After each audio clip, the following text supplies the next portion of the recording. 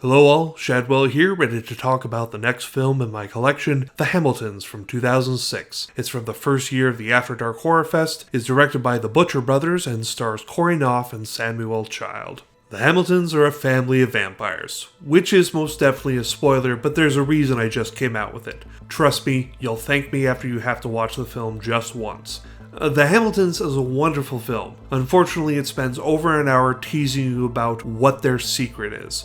It tries to be subtle and steer you in a couple different directions, but the signs are there, clear as the daylight, that they're immune to, which is one of the biggest problems of the film, really, because they don't present as classic vampires. Or better yet, if they didn't spend over a third of the film teasing the vampire angle, I could have focused on the very relatable story it tells about trying to find your way in the world without anyone to guide you, as the film is about four vampire siblings that have to figure it out for themselves since both their parents are dead and there isn't anyone else to teach them how to survive. But it isn't just how to survive in the world, which is hard enough, they have to also learn how to survive both as vampires and how to keep hidden enough not to draw attention or suffer the same fate as their parents did. It's a very layered story that you don't get the first time around because you only see the surface of things. However, if you're clever and not even terribly so, you catch hints at the deeper layers that the filmmakers want you to go back and watch again for. That's the only reason to put a twist in your film, to make people watch it multiple times, which is something someone should do for enjoyment, not something they should have to do. And that is why I disliked this movie intensely my first time seeing it.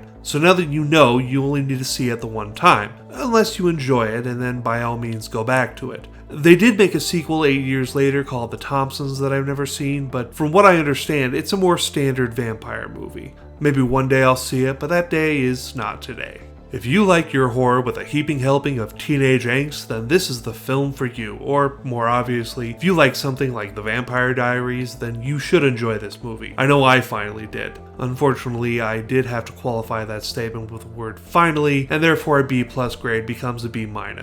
Join me next time when I watch and review Penny Dreadful, which is not to be confused with the short-lived Showtime series of the same name.